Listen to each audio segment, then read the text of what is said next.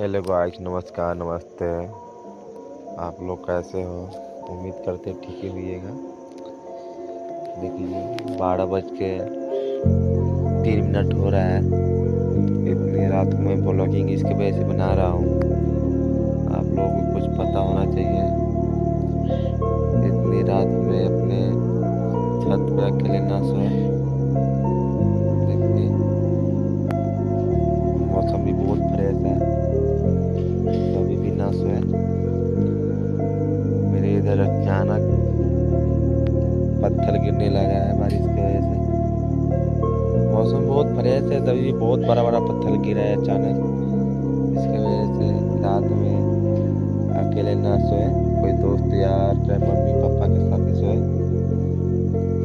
यही आप लोग के लिए बताना चाहता था। Good night.